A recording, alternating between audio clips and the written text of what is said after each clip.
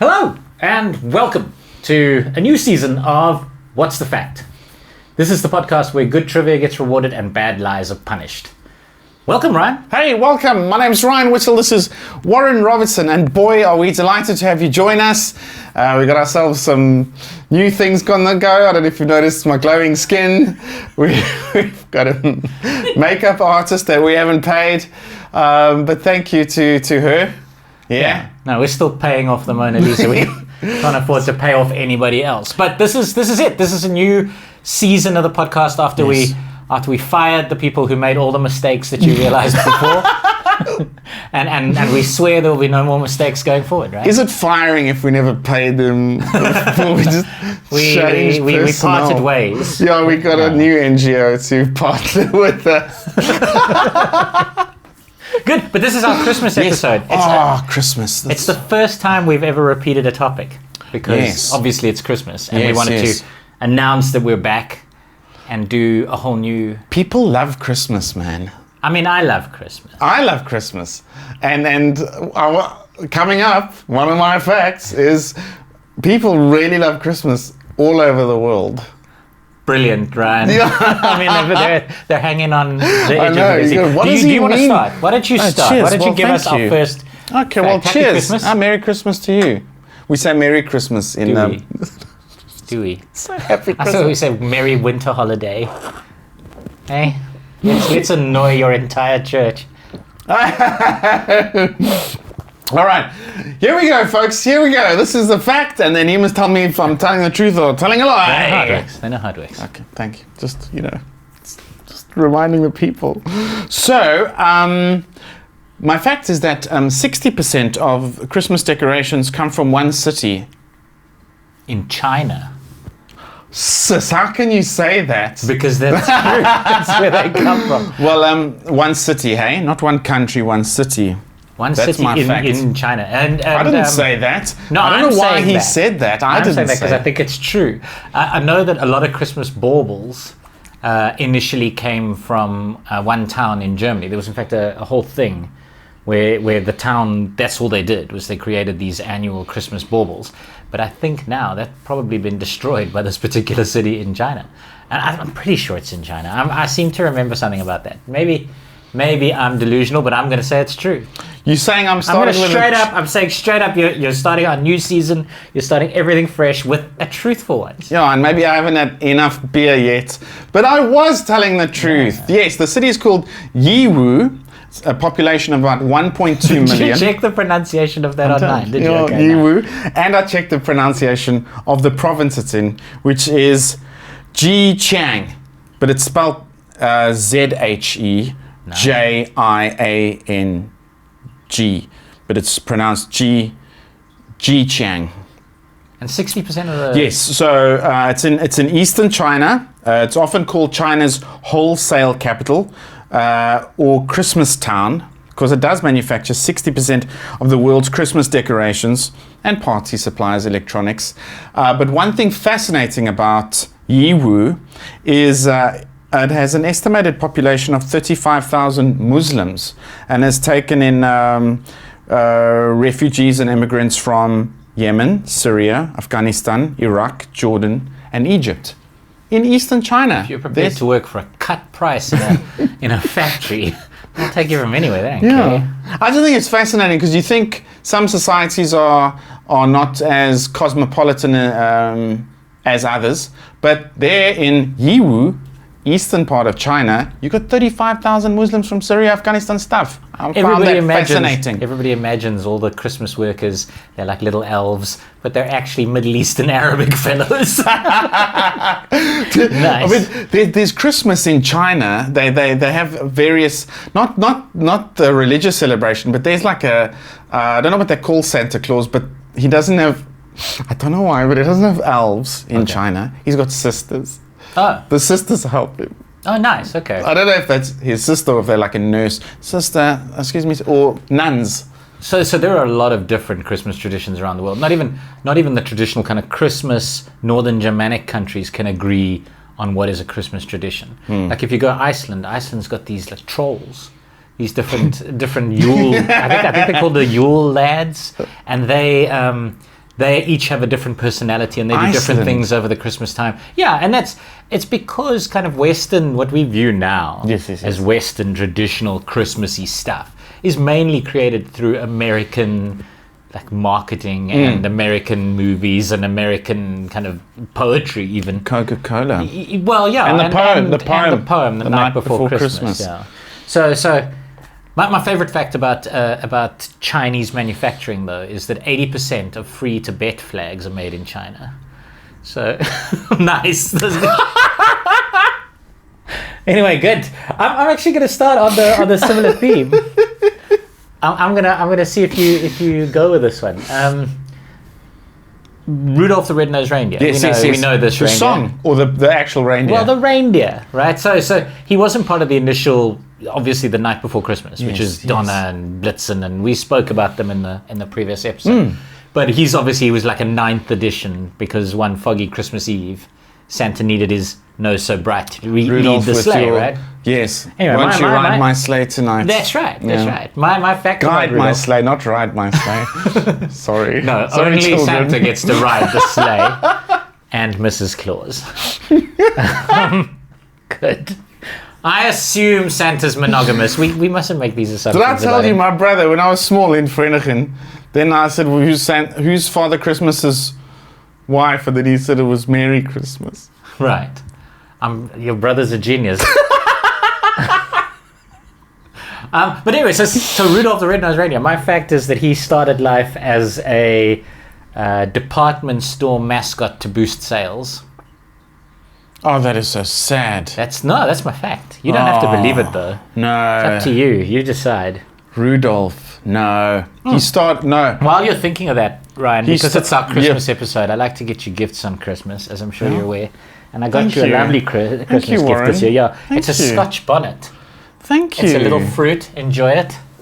Thank you. Must I eat it? You must eat it, please. All right. Is it like a chili? Scotch as in from Scotland? It's a Scotch bonnet. That's it, because it looks like the wee Scotch hat. Looks like a little tam o' shanter. No, don't, just really get in there, Ryan. Just really get in there and enjoy it. Not eat the pips. You have to enjoy the whole lot of it, I think. It's not like habanero stuff, is it? No, it's a Scotch bonnet. It's named after a wee cute Scottish hat. These don't grow in the Highlands. No, they probably don't, but they look like the hat. And you wouldn't name a vicious, say 350,000 Scoville chili after a tam o' shanter, would you? No, of course you wouldn't. Am I sweating from this or from? It's from the moisturizer, I think. I'm getting insulted now, Ryan. Like I feel like you need to get in there. Anyway, well, let's talk about Rudolph while you're enjoying that. It's quite tasty. Exactly, it's very tasty. Just keep enjoying it with your beer. Yeah. I did put some milk aside in case you were struggling. I think it's the pips. You see, because I didn't know I suspected because I could tell that this wasn't a thing that a Scottish lady wore as a brooch. No. I thought it was a chili. Yeah. And so I thought, don't eat the pips. No, it's a wee food. No, the pips aren't the main. It's taken a while, but it's coming, isn't it? Is it coming? Is it good? Is it getting there? Don't get in there, Ryan. Get in there. I don't want you insulting me by not enjoying the present. That's nice. That's no, nice I feel we'll gift Ryan that shortly. But it comes later. Now it's coming it's coming only now. Good. So Rudolph the Red-Nosed Reindeer. No, I think you're lying. Came from the song. You're trying to tell me it was some retailer's idea to have a reindeer named Rudolph to sell stuff. Yeah, to have the story of Rudolph sell stuff. No, it came from the song. Okay. But where did the song guy get it from? That's what I'm saying. I'm saying he got it from this retailer. I think it's in New York. I mean, it sounds American, doesn't it? The whole story. Warm. Is it a habanero type thing? No, it's a Scotch bonnet. I've told you this. I don't know how many times I got to tell you. It's a Scotch bonnet. Yeah. Can I? The milk? No, please there's more presents, right? More presents coming. It's not going to go in my mouth. Again, it can't. I will, if I bring it there, my mouth will Could you tell me what the Scotch bonnet was all about? It's a Christmas present. It's to celebrate the fact that Jesus was born today. Jesus loved a Scotch bonnet on Christmas. You know that? Right, so Rudolph, department store in New York, maybe. No, I'm saying no, it came from the song. Okay, are you certain? You're a liar. Not you're a liar, because I mean that's the theme. Separate right? the sin from the sinner. Right, so you're not a sinner. You just sinned. You lied about Rudolph. All right. Well, you enjoy a little more of the Scotch bonnet, and I'll tell you a story. I'm not trying, but I have it later when I'm peckish. No, Ryan. I've got more gifts for you later on. We can't back these up. I've done well. We can't. No, you haven't. You haven't. You know done the old well. people when they're having lunch. Do you want to see how you eat one of these, Ryan? Do you want to finish it? No, I want you to finish it. I can't eat the pips. I'll They tell you say what. it's I'll bad. tell you what. I'll have one with you. I'll have one with you. Happy Christmas, Ryan. Oh, cheers. And then what you do is you just pop the thing in your mouth and you bite it off and you hold the stalk. You separate the stalk. Are you ready? People are now waiting, Ryan. People are watching this and they're waiting. They're don't trust. In expectation. Are you ready? Bro, no ways. You didn't. Come. This is a trick.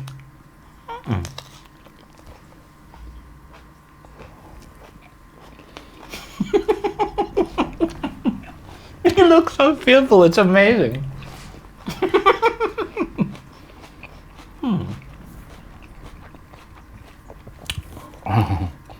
You see? Nothing. Easy. Casual, right? All right. Yeah. So it's absolutely true. Rudolph was working in a department store. He was created by a writer for the Montgomery Ward retail department store. Then they used to hire their own copywriters. You okay there? Yeah, it's starting to kick in, eh? But yeah, they used to hire their own copywriters back then, and he'd written this story for his kids, and told his boss, and his boss was like, "Right, let's print 100,000 copies of this, and get it out there, and start giving these away to kids for free, and that'll lure the kids in." So they did. They landed up printing a bunch of them for that 1 year, and within a few months they'd given away 1 million. By the end of their first year, they'd given away 2.4 million copies of the story, rising to 6 million copies by 1946, which was just 7 years after the story debuted. So it was so wildly popular, they smashed all their sales records because people were coming in for their free copies. Now you look moisturized. Now you're looking moisturized. Yeah, so people kept Did you have the same thing as me? Yeah, Scotch bonnet. We Scotch bonnet. I still feel like Leon Schuster's going to burst through the door. My soul is on fire. Oh, it's terrible, Ryan. It's terrible. Are you suffering like me? No. Why not? Because I'm strong, Ryan. I'm a very manly man. Oh, this is terrible. How could you sabotage our first episode of season 2? So we're going to get through this. Do we have a towel? We don't need it now. I'm fine. I got beer. I'll tell you Can what. I have some more milk? Oh. I was hoping I might be able to find the... Can you still yell, Warren? No. Just go get a piece of toilet paper. Okay. Oh, must we press pause? Or get it? Must I? Just keep it running, you can edit it out, right? Okay. Yeah. Wow. Oh, wow. Well, did you have the same as me? Hello? Just grab some TP. Just wipe your eyes.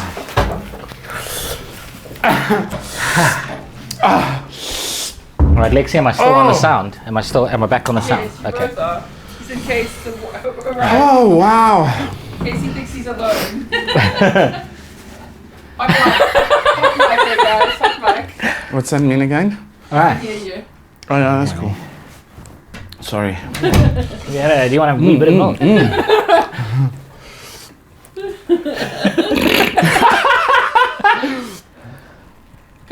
You missed a joke.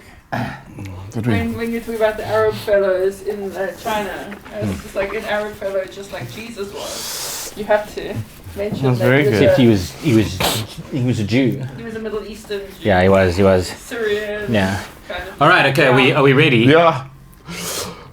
So, are you finished your fact?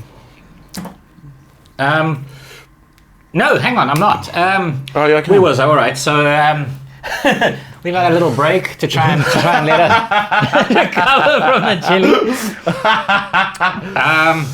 But yeah, the guy who wrote it, he became a millionaire through licensing the character in the end. And 10 years later, his brother-in-law, a guy by the name of Johnny Marks, adapted the story into a song. Really? And yeah, there's two interesting. So where was this? New York? It was in New York, yeah. It was called the Montgomery Ward Department Store. And there's two little kind of bonus facts on this. Is that Rudolph the Red-Nosed Reindeer was initially written in exactly the same meter as 'Twas the Night Before Christmas. Oh. Which is actually, the actual name of that poem is A Visit from St. Nick. But, you know, it's kind of become known as 'Twas the Night Before Christmas. But, yeah, so it's the exact same meter as that one. So obviously, a bit of a plagiarist, Yeah. this guy. And he toyed with a bunch of names for what he was going to call the reindeer. And initially he was going to be called Reginald. And then it was changed to Rollo. Why did he need such a finally cuck Rudolph. name? Yeah, finally Rudolph. But, yeah, there we go. Shame. I just called Rudolph a cuck name. Sorry. Rudolph's out there. Yeah, watching Rudy's. us. Yeah, a lot of people called Rudy. Probably after that 1990s movie about the NFL player. But anyway, yeah, there you go. That's the fact. Ryan is still sweating out of his eyeballs, which is All right, great. here's a lovely Christmas fact. Okay, good. Because our Christmas episode. Jack the Ripper's first murder was on Christmas Day. That's Wow. my fact. Wow. Do you think he got lonely? Because that's what happens on Christmas, right? People get lonely. No. He went out and got himself a little bit of a prostitute. Sex worker. Regretted it.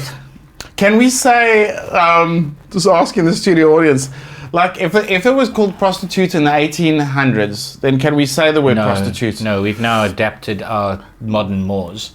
So we must go. We can't judge them for saying prostitute. But we can judge say, when I ourselves. refer to who Jack may have had dinner with that night in the 1800s, I say she was a sex worker. Yeah. I don't say she was a prostitute. Yeah. Because we're here in 2023, Christmas 2023. So you have to say this accurately. Was his first murder on Christmas Day? You would think I would know this. I feel like there's 364 other options, right? Like it's 364 to 1 that you're talking nonsense. I don't think if he did murder someone on Christmas Day, it wasn't his first one.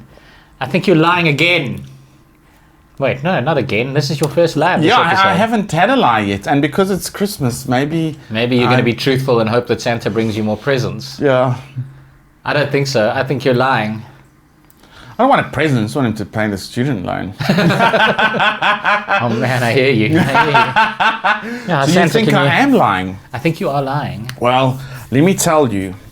One Christmas afternoon in 1872, the landlady of lodgings in Great Coram Street became concerned. This is like the night before Christmas. Or like, who's that dude who gets visited by the three ghosts? The three... Charles Dickens' Scrooge, right? Ebenezer Scrooge. Yes, so one Christmas afternoon in 1872, the landlady of lodgings in Great Coram Street became concerned when one of her tenants didn't return her calls. Not calls on a cell phone, because it's 1872, but calls, hello, where are you? Can you tell this story in the same meter as 'Twas the Night Before Christmas? On Christmas afternoon, 1872, the landlady of lodgings in Great Coram Street became concerned when one of her tenants didn't return her calls, full stop. Just needed a close though. I mean, you got the meter. She had the door to the room broken down by some burly men. She must have felt pretty seriously about this chick missing for a day. Yes, so she had the door to her room broken down by some burly men who were met with a horrific sight. It's not very Christmassy. Just loads of red Christmassy blood everywhere. Laying in her bed with her face turned to the ceiling was a 72-year-old penniless London sex worker and wannabe actress, Harriet Buswell. You know what? Congratulations, Harriet Buswell. Because if I'm 72, I don't want to be anything except dead. 27. Did I say 72? Oh, you said 72, yeah. The fuck is wrong with all right. me? Excuse me, children. What is wrong with me? 27, okay. 27. Okay. Yes. So she was laying in her bed. Her throat had been cut from ear to ear. And bringing the Christmas cheer. Hey, there you go. There's your free rhyme. And her bedclothes were stained with blood.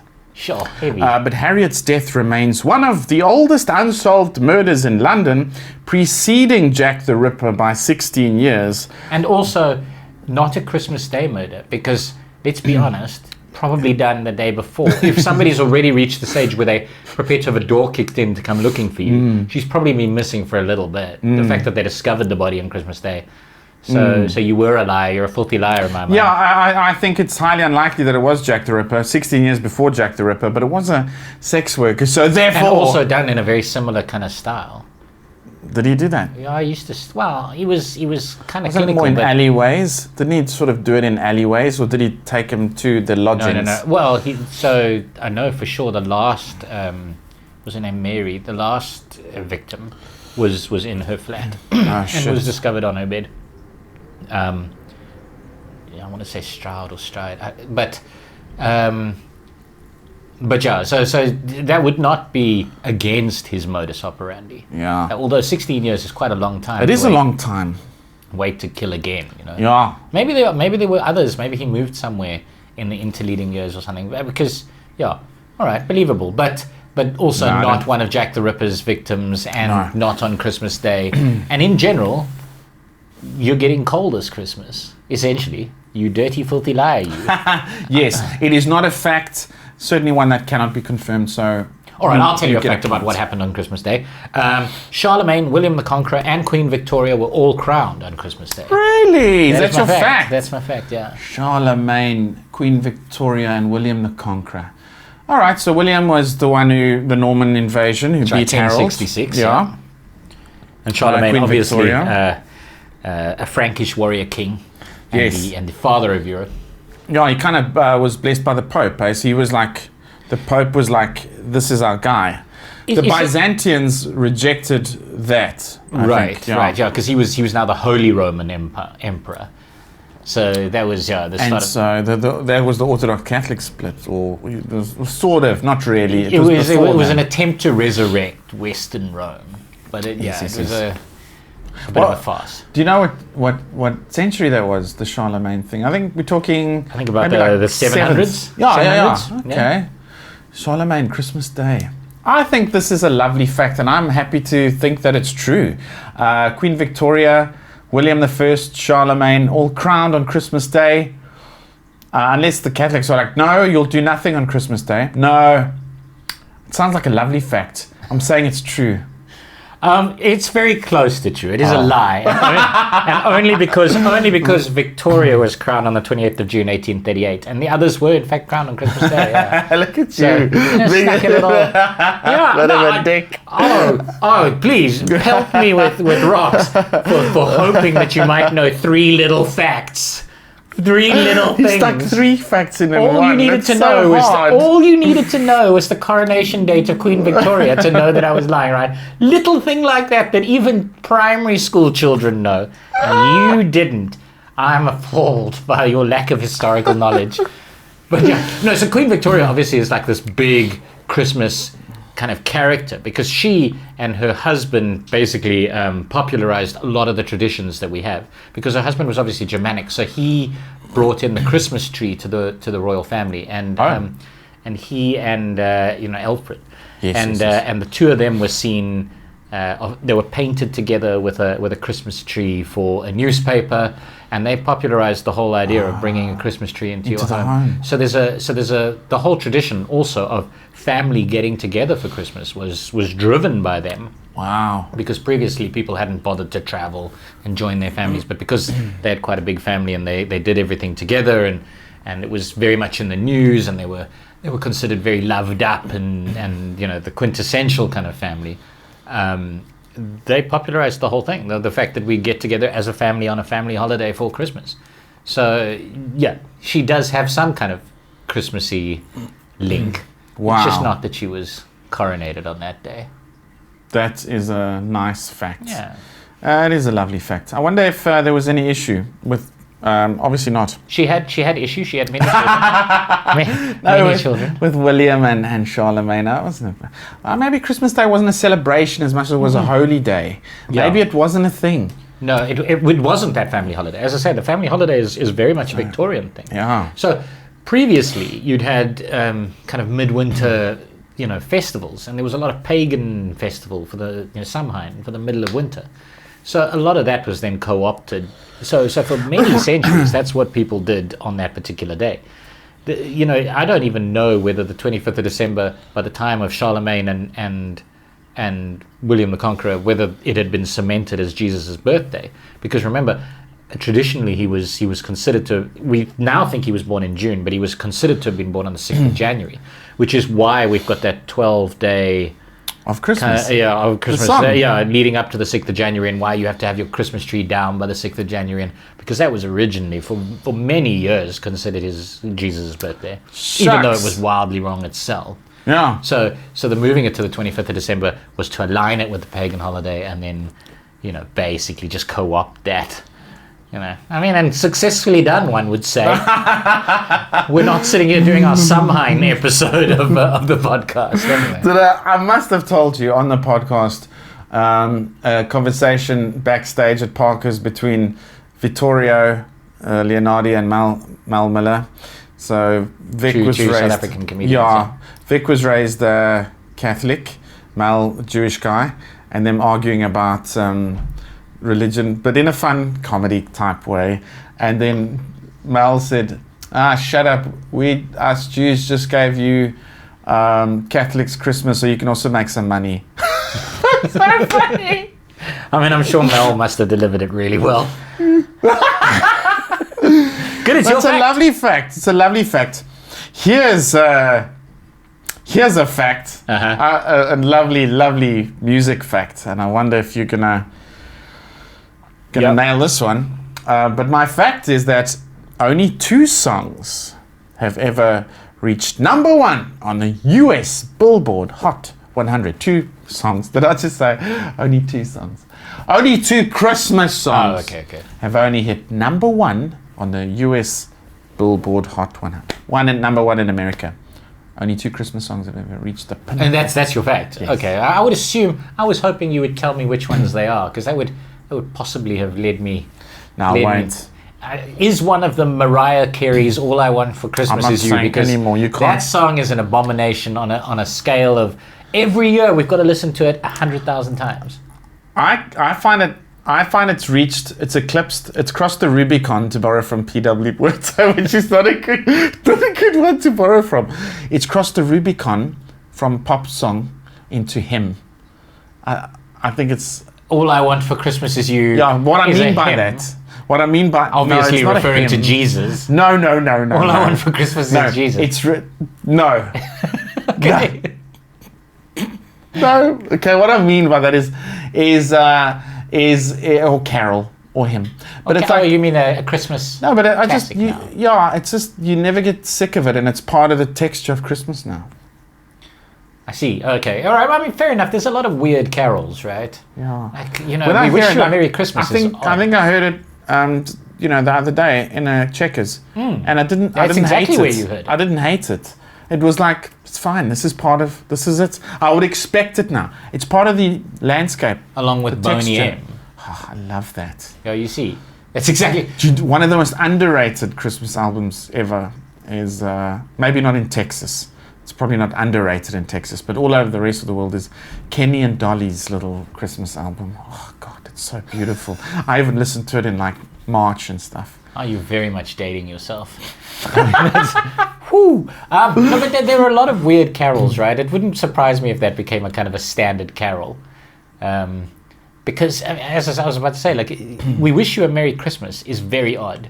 It's based on a tradition where basically they would flip their roles on Christmas Day so that the nobles became basically like the servants for a bit, and then the servants would take That's on... in the episode of The Crown. They do Oh, that really? at Balmoral. Oh, you see, And it's okay. one of the Queen's favourite things. Oh, really? She likes Yeah. being the servant. Naughty Queen Elizabeth. I always knew she had a saucy side. You could tell. But yeah, so that's where that comes from. So that would be the song that then the servants would sing, demanding, the dessert, and then they'd be Then the given royals it, must come on up. and then the royals would have probably other servants serve them their dessert. I don't know how that works. But yeah, so that's Where do we put the plates? I don't know. I have no idea where the plates are. But like recently, 2 Christmas carols have come under like fire because they now don't really meet modern sensibilities. And obviously the one is Baby It's Cold Outside, which was a couple years ago. Yeah, because it's a bit creepy. It's a little bit creepy. It's lovely, but I understand the creepy Hey, factor. don't go anywhere. Just drink all this alcohol and stay in my house because it's cold outside. Somebody on TikTok, actually, a couple on TikTok inverted the whole thing, which makes it, which actually bizarrely makes it okay. He's trying to kick her out and she keeps going, no, I want to stay. You don't understand what I'm saying. Which is great. And he's like, I'll order you an Uber.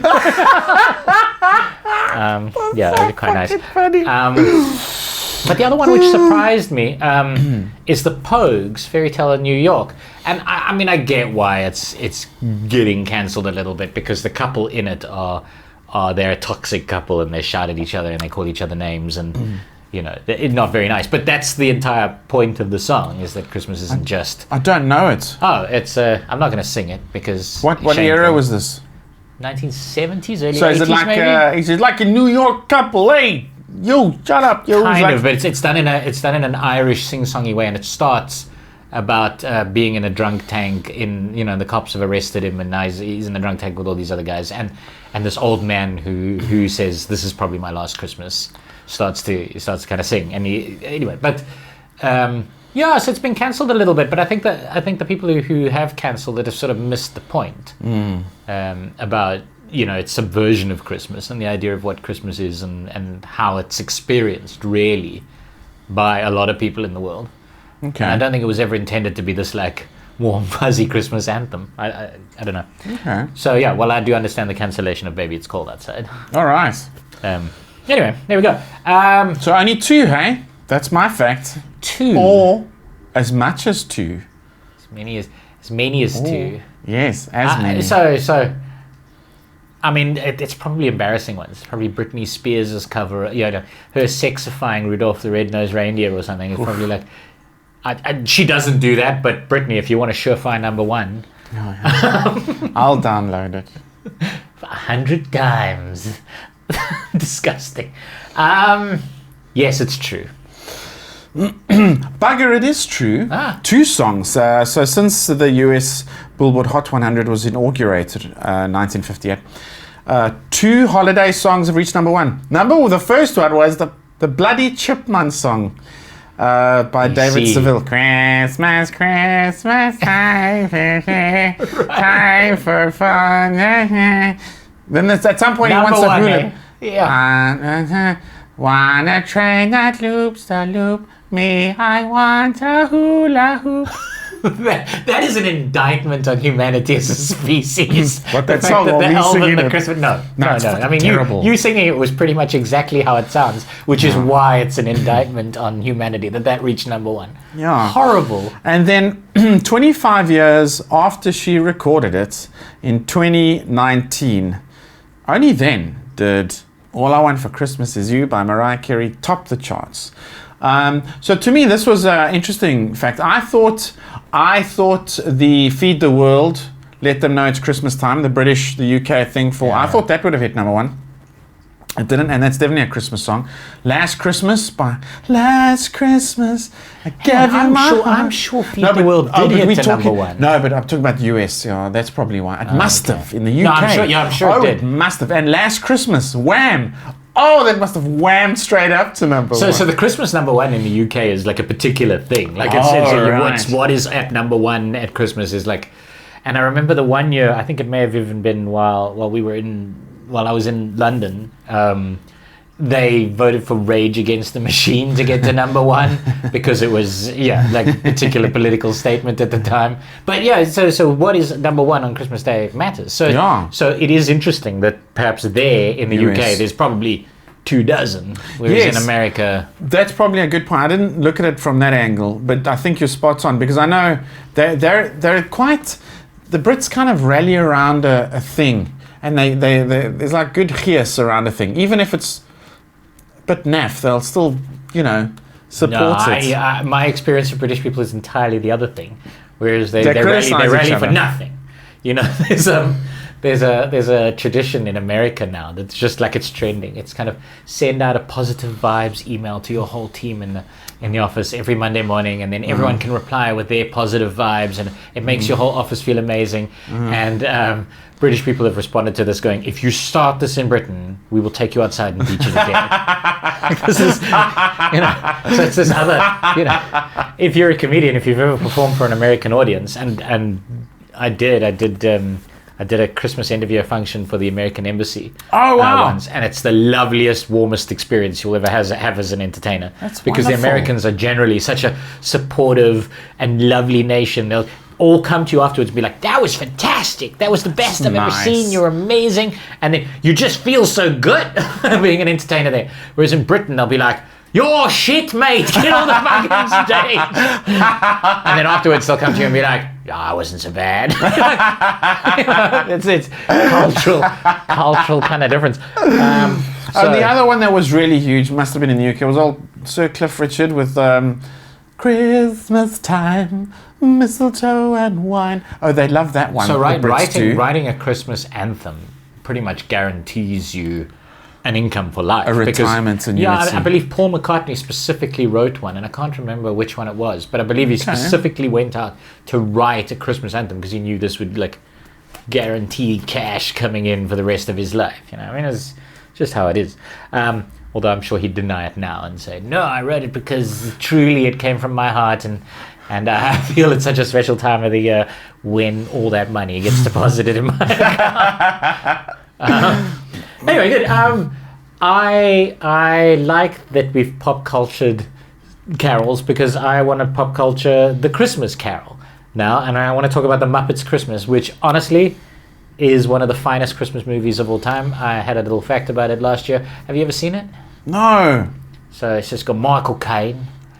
Michael Caine is Scrooge, and obviously all the other parts are played by the Muppets, and it's the first Muppets movie that really kind of made the human star the star. Previously, the Muppets had always been the stars, and then the humans were kind of side characters. But because Michael Caine was such a big name, they kind of made him the central character for this thing. And when did they do that? Like many years ago, 90s? 1990, I think. Really? Eh? Yeah, I think it was in 1990.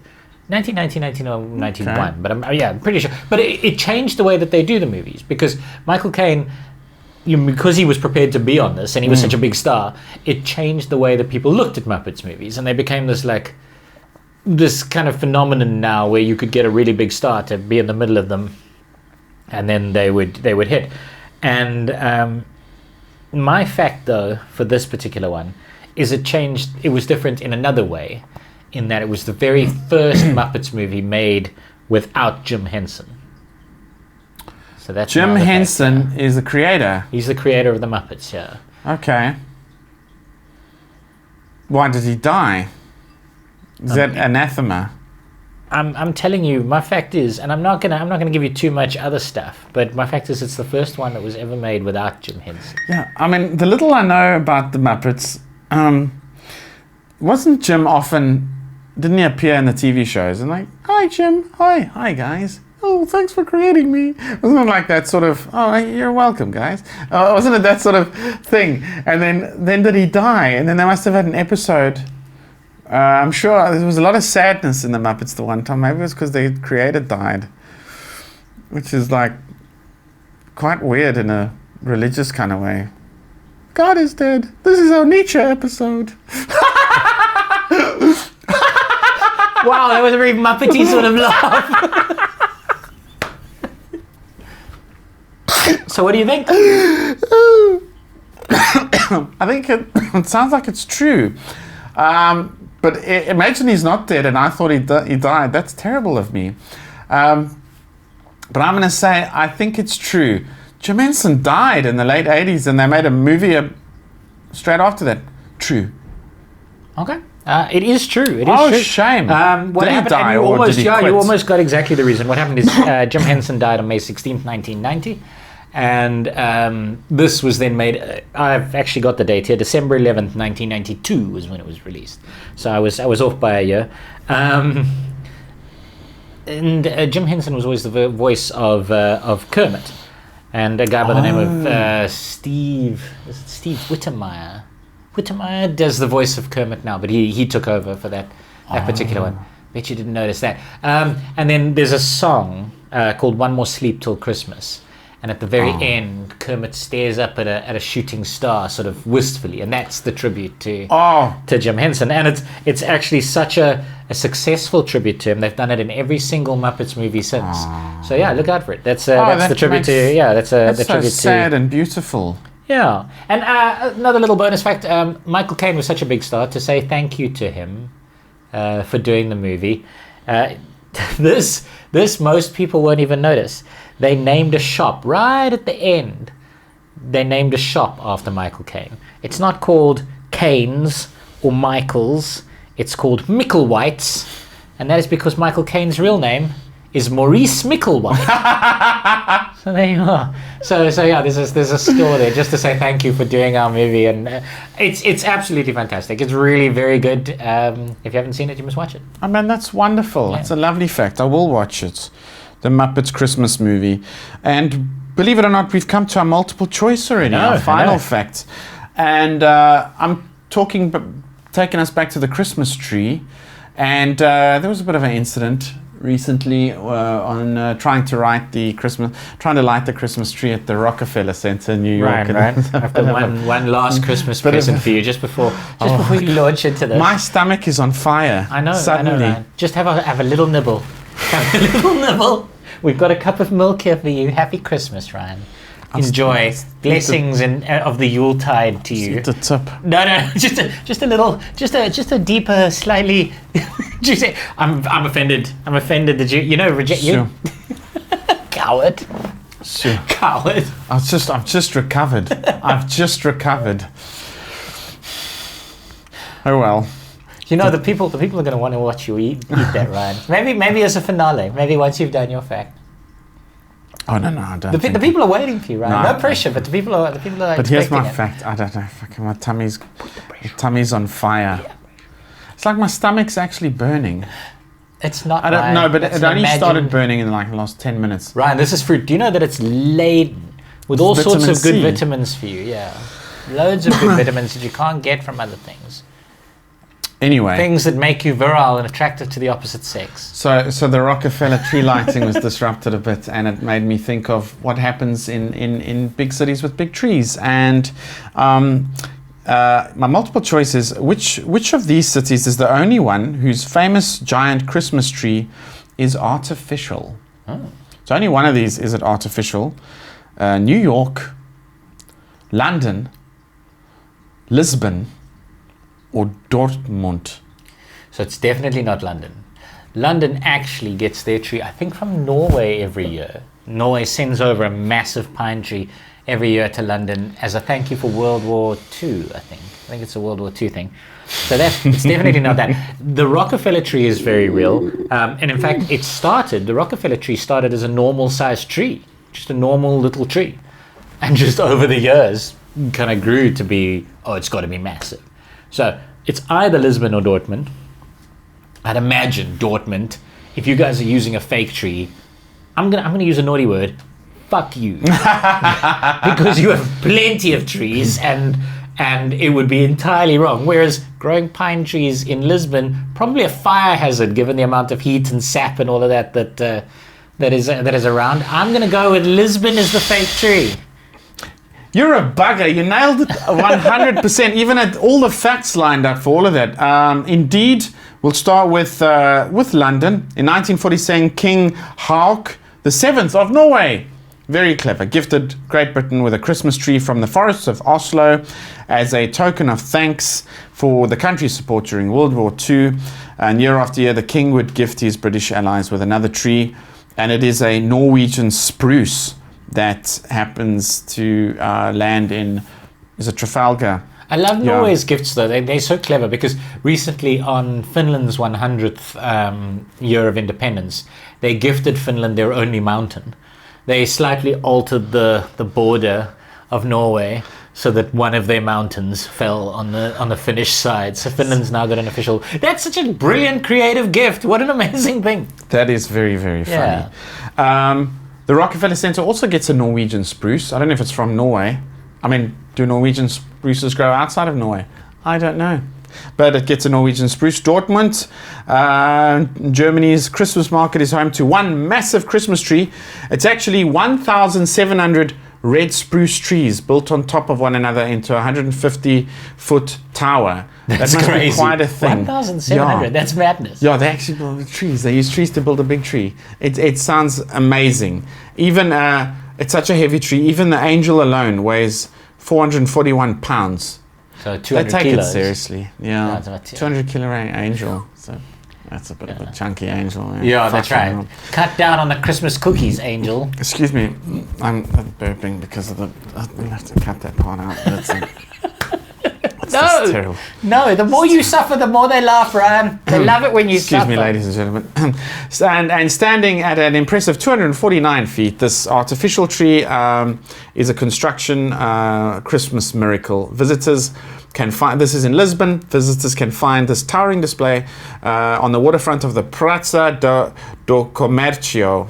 The tree is hollow, so people can actually walk inside and look up at the lights from the inside of the tree. Artificial in Lisbon, but still worth a look. Yeah, nice. There's some sort of bizarre stat about Christmas trees that if you buy an artificial one, you've got to use it for something like 20 years before it's more carbon neutral than actually using real trees. So, bear that in mind. Buy the tree you want to use for the next 20 years. All right, my multiple choice. These are facts about mistletoe. It's just a plant, right? It's a Christmassy plant. Yes. All right, so number one, which of these facts is not true about mistletoe? Number one, Harry Potter's first kiss was under mistletoe. Aww. Number two, all mistletoe plants grow as parasites on the branches of other trees and shrubs. 3, the berries are toxic to humans and the leaves are poisonous. And 4, mistletoe first became a general Christian symbol because the red berries represent the blood that Jesus shed on the cross the day he was crucified, and the sharp pointed leaves symbolize the crown of thorns placed on Jesus' head. That lovely. At the crucifixion. Yeah, I mean, I can tell by your. I've done this a few times with Warren, and I think that like you're appealing to my religious sensibilities with that last one. That's probably the lie, but it does sound lovely, and I want it to be true. But the other thing you've got to consider is why is mistletoe? Sure. Like that's the other yes. thing. Yeah. Because the poisonous, yes. The fact that it's a parasite, yes. Your first fact was. Was what again? Harry Potter's first kiss. Harry Potter. Okay. His first kiss. This is an important. I'm So not which just going one? to he had a kiss. Harry Potter's first kiss. There are people literally screaming at their TVs now, like shouting at the radio in their car. They know this.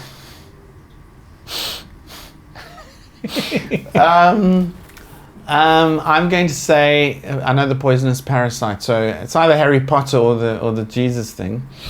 I'm gonna say you're lying. I'm gonna go with my heart. One of them is a lie. I'm gonna go with my heart yeah. and not my head.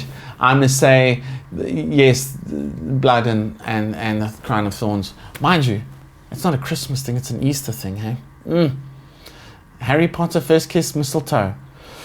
It's funny how her world, the author of stuff. I think it's important that I read that fourth one again too, because Okay.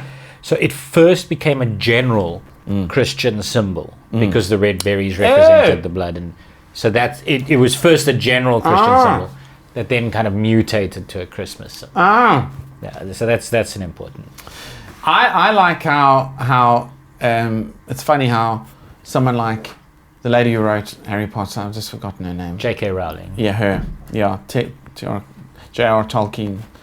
I'm joking, J.K. I mean, Rowling. yeah. If you write fantasy, you've got to be George R.R. Martin. You've got to use your middle initials. But I like how she's incorporated, because her thing is quite like wizards and stuff and pagan, but then there might be like a bit of a Christmassy thing. She's weaves super in. British. Yeah, she's super British. Yeah. So that's great. I'm going to be controversial and say no, it wasn't under the mistletoe, and I'm going to say yes, that it was a Christian symbol.